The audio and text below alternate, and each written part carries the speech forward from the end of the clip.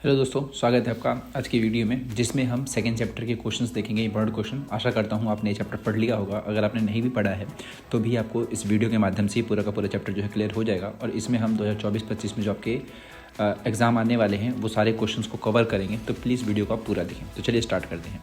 देखिए, पहला क्वेश्चन आपका, the fundamental rights have been provided in which part of the Indian constitution. यानी question पूछ रहा है आपसे कि जो आपको मौलिक अधिकार जो मिले हैं, फिर जो फंडामेंटल राइट्स मिले हुए हैं, वो भारतीय संविधान के किस भाग में है। तो इसका आंसर आपका भाग 3 यानी कि जो पार्ट 3 है आपका, जिसमें आर्टिकल 12 से लेकर के 35 तक होता है, वो सभी जो है वो फंडामेंटल राइट्स के तरीके से प्रोवाइड करते हैं। यानी इसका आंसर क्या होगा, पार्ट 3।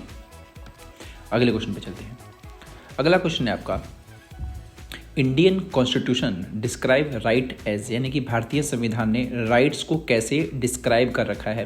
तो इसका आंसर है कि भारतीय संविधान ने जो राइट्स हैं आपके, उसको डिस्क्राइब कर रखा है फंडामेंटल राइट्स के ज़रिए। और ये जो फंडामेंटल राइट्स हैं हमारे, वो हमें बेसिक राइट्स, फ्रीडम्स वगैरह की गारंटी देते हैं जो भी भारत के सिटीजन्स हैं उनको। चलिए चलते हैं अगले क्वेश्चन पे। अगला क्वेश्चन आपका, Who describe the constitutional remedies given in Article 32 as the soul and heart of the Constitution?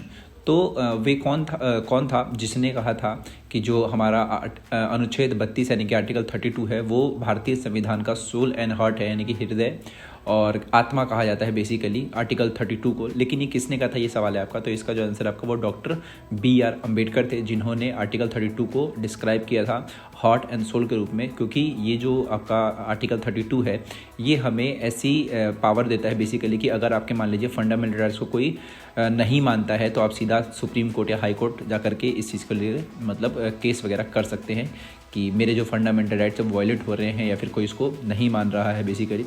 तो इसीलिए उन्होंने इसको हार्ट एंड सोल कहा था। चलिए अगले क्वेश्चन पे चलते हैं। अगला क्वेश्चन है आपका, आर्टिकल 29 to 30 डिस्क्राइब। तो आर्टिकल 29 और आर्टिकल नंबर जो 30 है, वो हमें किन बातों के बारे में बताता है। तो आर्टिकल 29 और जो 30 है आपका, वो कल्चरल और एजुकेशनल राइट्स के बारे में बताता है कि जो भी लोग हैं माइनॉरिटीज़ में बेसिकली, वो अपने कल्चर को, अपने एजुकेशनल इंस्टीट्यूशन को इस्टेब्लिश कर सकते हैं, अपनी संस्कृति को बनाए रख सकते हैं। जैसे कि आपको पता होगा कि जो माइनॉरिटीज़ में है बेसिकली कौन है, मान लीजिए मुस्लिम्स हैं, तो उनको अलाउ है कि भाई एजुकेशनल इंस्टीट्यूशन आप अपने कर सकते हैं, उसको आप खोल सकते हैं, इस्टेब्लिश कर सकते हैं। ऐसी हर एक धर्म के जो भी माइनॉरिटीज़ में हैं लोग, उनको ये राइट दिया गया है आर्टिकल नंबर 29 और 30 के ज़रिए। चलिए अगले क्वेश्चन पे चलते हैं।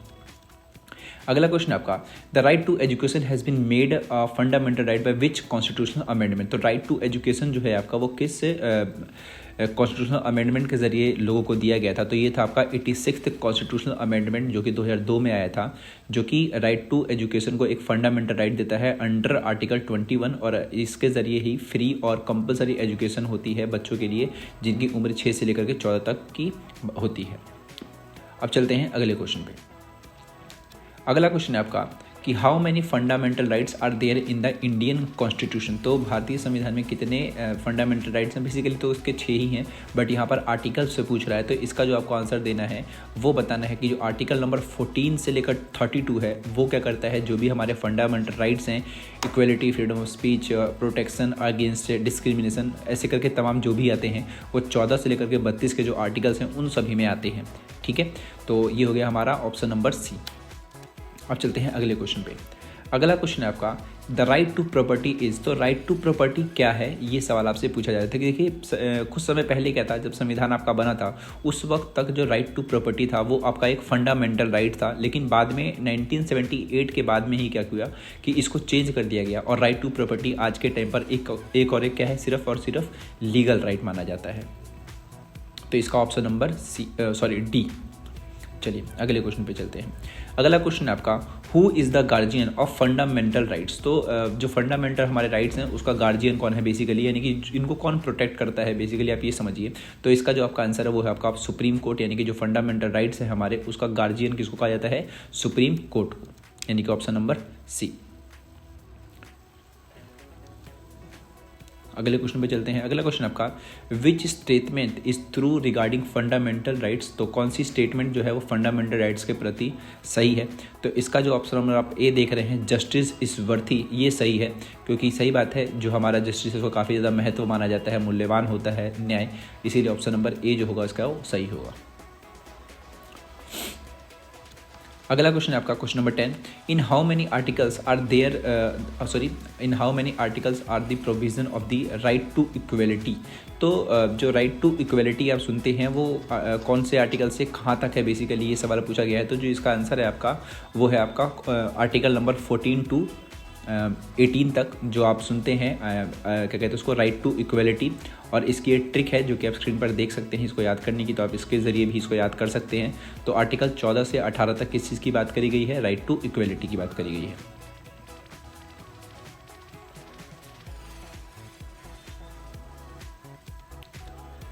अगला क्वेश्चन है आपका, what is meant by the declaration of rights. तो डिक्लेरेशन ऑफ राइट्स का मतलब क्या होता है। तो देखिए भारतीय संविधान में हमारे जो भी फंडामेंटल राइट्स हैं वो बेसिकली एक गारंटीड रूप में एक फॉर्मल लेटर में ये सब चीज़ें जो हैं वो लिखी गई हैं, और इसी को बेसिकली क्या कहा जाता है, डिक्लेरेशन ऑफ राइट। यानी the declaration of rights refer to the formal list of the fundamental rights guaranteed by the constitution which protect the civil liberties of individual. तो जो भी यहाँ के नागरिक हैं, जो भी उनके नागरिक अधिकार होते हैं, उनको सुरक्षा प्रदान करना, उसकी गारंटी देना एक फॉर्मल लिस्ट के जरिए जिसमें हमारे सारे के सारे फंडामेंटल राइट्स हैं, वो क्या है, वो एक डिक्लेरेशन ऑफ राइट्स, यानी कि वो डिक्लेयर कर रहे हैं कि आपके पास जो भी व्यक्ति हैं, जो भी नागरिक हैं, उन सभी को ये अधिकार मिल रहे हैं। अगला क्वेश्चन आपका क्वेश्चन नंबर 12 जो है आपका, freedom fighter Pandit Motilal Nehru demanded a declaration of right of Indians to the British in 1928 by what name is he known. तो जो फ्रीडम फाइटर थे मोतीलाल नेहरू, पंडित मोतीलाल नेहरू जवाहरलाल नेहरू के पिता थे। तो इन्होंने जब भारत आपका गुलाम था उस समय इंडियंस के लिए डिक्लेरेशन ऑफ राइट की डिमांड करी थी। तो उस रिपोर्ट को किस नाम से जाना जाता है, ये सवाल है। तो इसका जो आपका आंसर है वो मोतीलाल नेहरू कमेटी रिपोर्ट के नाम से जाना जाता है, जो कि आपका 1928 में इन्होंने डिमांड करी थी ब्रिटिश गवर्नमेंट से भारतीयों के लिए। अगला क्वेश्चन आपका, what is an ordinary right. तो ऑर्डिनरी राइट क्या होता है ये पूछा। ऑर्डिनरी का मतलब नॉर्मल सी बात है, एक जो भी जनरल्स राइट हैं बेसिकली उसको कहा जाता है। तो एक एग्जांपल मैंने आपको बताया था कि जो आपका राइट टू प्रॉपर्टी है, एक टाइम को वो क्या था, हमारा एक फंडामेंटल राइट था, ठीक है। लेकिन आज के टाइम पर वो क्या है, वो फंडामेंटल राइट नहीं है, वो एक नॉर्मल लीगल राइट है। तो उसको आप ऑर्डिनरी राइट समझ सकते हैं। तो यही डिफरेंस होता है एक ऑर्डिनरी जो राइट्स होते हैं उसमें। अगला क्वेश्चन आपका, what is meant bye fundamental rights. तो फंडामेंटल राइट्स क्या होते हैं, ये सवाल पूछा गया है। तो फंडामेंटल राइट जो आपके होते हैं वो एक तरीके से बेसिक ह्यूमन राइट्स हैं, जो कि हमारा संविधान जो है उसको हमें प्रोवाइड कराता है, जिसमें हर एक बातों का ध्यान रखा जाता है ताकि व्यक्ति का जो है पूर्ण रूप से विकास हो सके। और अगर इसको कोई नहीं मानता है तो आप सीधा इसके लिए कोर्ट वगैरह जा सकते हैं, और यही हमारा फंडामेंटल राइट्स होता है। अगला क्वेश्चन है आपका, which country's constitution is given the most extensive rights in the world। तो कौन सी कंट्री का जो संविधान है उसको मोस्ट एक्सटेंसिव राइट के नाम से जाना जाता है। तो आपने एक देश सुना होगा जिसका नाम है साउथ अफ्रीका। साउथ अफ्रीका के देश जो के लोगों का जो संविधान है उसमें साउथ अफ्रीका के लोगों की बहुत ज़्यादा ध्यान बेसिकली रखा गया है, और वहाँ पर न्यूनतम से न्यूनतम हर एक बात का जिक्र उनके संविधान में किया गया है ताकि उनको हर प्रकार की जो भी राइट्स वगैरह है वो मिल सके। और इसीलिए कॉन्स्टिट्यूशन ऑफ साउथ अफ्रीका को एक तरीके से मोस्ट एक्सटेंसिव राइट के नाम से जाना जाता है। अगले क्वेश्चन पे चलते हैं। अगला क्वेश्चन आपका, व्हाट इज़ हैबिस कॉर्पस। तो हैबिस कॉर्पस के बारे में हमें बताना है। तो हैबिस कॉर्पस का अर्थ होता है कि हैबिस कॉर्पस क्या होता है, बेसिकली कि रिट होता है जो कि हमें अनलॉफुल डिटेंशन से बचाता है। मान लीजिए किसी व्यक्ति को जब गिरफ्तार किया जाता है तो उसको 24 घंटे के भीतर कोर्ट के सामने पेश करना होता है, ठीक है। और यही हैबिस कॉर्पस क्या है, वो आपका एक रिट है जो कि सुप्रीम कोर्ट, हाई कोर्ट के पास ये पावर होती है। अगला क्वेश्चन आपका, what is meant by certiorari writ. तो सर्टियोरी जो रिट है आपका सुनते हैं, ये जो आपका है वो कैसा रिट है उसकी बात है। तो ये जो आपका एक रिट होता है ये लोअर कोर्ट को बेसिकली वो ऑर्डर देता है रिकॉर्ड को, जो भी रिकॉर्ड हो गया या फिर मान लो कोई केस हो गया वो हायर कोर्ट में रिव्यू देने के लिए, ताकि उसको सही से चेक किया जा सके कि वो सही है या फिर गलत है। तो सर्टियोरी जो रिट है आपका क्या करता है, orders a lower court to send record of a case to a higher court for review. It is used to correct errors in judicial proceeding. तो बेसिकली जो लोअर कोर्ट हैं उन लोअर कोर्ट से जो भी केस चल रहा है उसको कहाँ भेजेंगे भाई, हायर कोर्ट में भेजेंगे रिव्यू के लिए। तो उसी को हम बोलते हैं सर्टियोरी रिट। अगले क्वेश्चन पे चलते हैं, क्वेश्चन नंबर 18। क्वेश्चन नंबर 18 आपका है, व्हाट डज मैंडेमस मीन। तो मैंडेमस भी क्या है भाई, आपका एक ये रिट है, टोटल 5 रिट होते हैं, आप सभी को पता होगा। तो अब बात हो रही है मैंडेमस की। तो मैंडेमस का बेसिकली मतलब होता है वी ऑर्डर। वी ऑर्डर का मतलब है कि ये एक ऐसा रिट होता है जो हायर कोर्ट जो होता है वो क्या करता है, लोअर कोर्ट को या फिर किसी पब्लिक ऑफिशियल को बोलता है कि भाई आपके जो भी काम हैं, जो भी आपकी ड्यूटी है, उसको आप ठीक तरीके से करिए। तो मैंडेमस का मतलब ये समझिए कि अगर कोई अधिकारी है, सरकारी अधिकारी है, अगर कोई काम वो नहीं कर रहा है तो यहाँ पर क्या होगा कि जो क्या कहते हैं हायर कोर्ट है वो एक तरीके से उसको ऑर्डर कर सकता है और वहाँ पर जो वो रिट जारी करेगा उसको मैंडेमस रिट कहा जाएगा। 19th क्वेश्चन पे चलते हैं, what do you understand by quo warranto. तो क्यू वारंटो क्या है, वो भी आपका एक रिट ही है।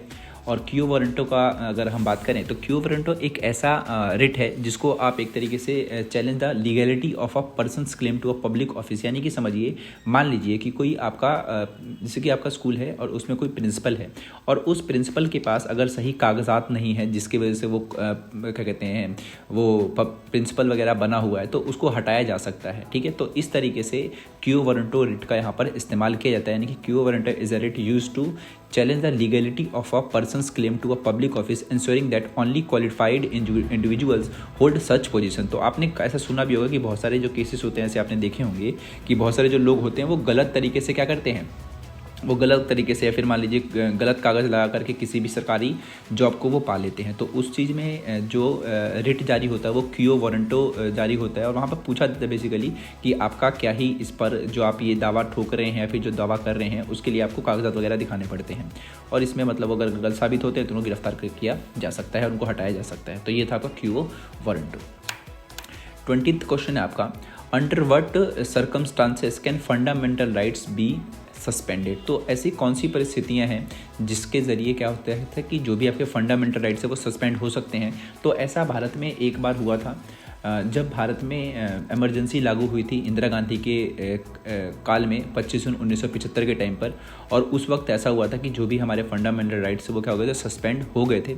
हालांकि इसमें कुछ अधिकार ऐसे हैं जो सस्पेंड नहीं हो सकते, जैसे कि rights related to life and personal liberty, यानी कि आर्टिकल जो 21 है ये कभी भी सस्पेंड नहीं हो सकता। लेकिन बाकी कुछ ऐसे जो फंडामेंटल राइट्स हैं वो सस्पेंड हो सकते हैं जब देश की जो भी हालात हो वो सही नहीं होते हैं, सर्कमस्टांसेस सही नहीं होते हैं, जैसे कि इमरजेंसी के टाइम पर जो हुआ था। ठीक है, तो ये थे आपके टोटल क्वेश्चन 20 के 20। आशा करता हूँ आपको समझ आ गए होंगे। और अगर आपने पिछली वीडियोस नहीं देखी है तो मैं चाहूँगा आप वो वीडियोस भी देख लें। उसमें मैंने हर एक चैप्टर को कवर किया है जो भी क्वेश्चन आपके एग्जाम में आ सकते हैं। तो चलिए मैं आपसे विदा लेता हूँ और आपसे मैं मिलता हूँ अगली वीडियो में। तब तक के लिए गुड बाय।